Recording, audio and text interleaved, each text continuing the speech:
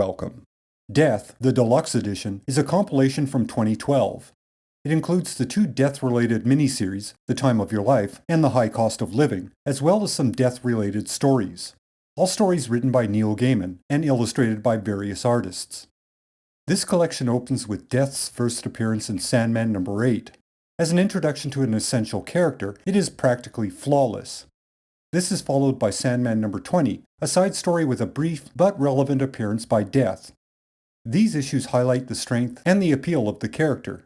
She is empathetic, yet firm when executing her duties.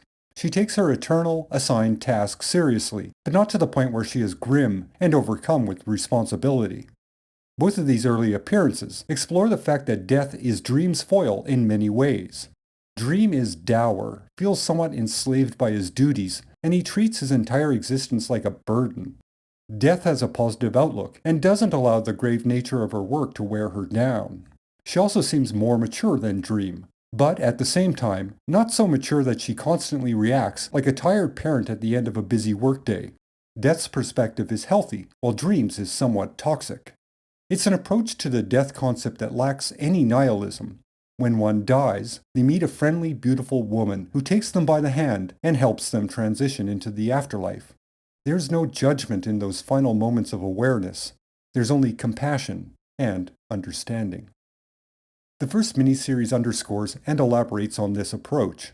Within that miniseries, The High Cost of Living, a suicidal teen spends a day with Death, who, every 100 years, spends a full 24 hours as a mortal. As a metaphor, it is beautiful in its simplicity. A human life is immeasurably small to an eternal being. On this timescale, one day is absolutely nothing, but it's all Death has to enjoy the human experience.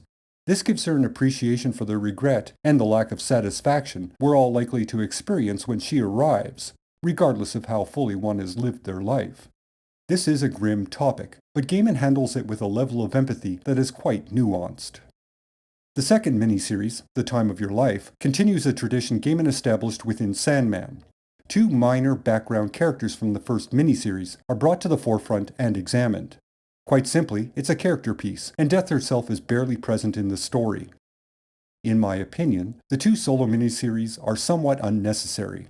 All one needs to know about Death is supplied within the Sandman series itself.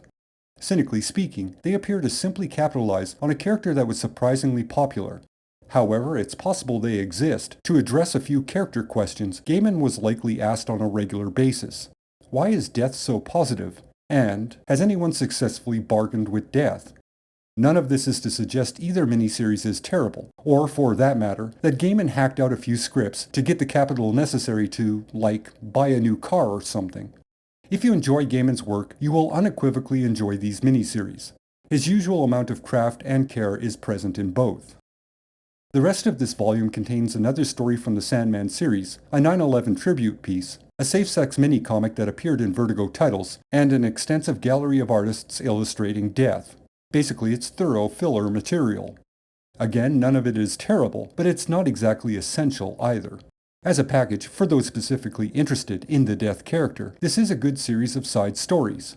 For anyone else, it's good, but not necessary material. That's it for today.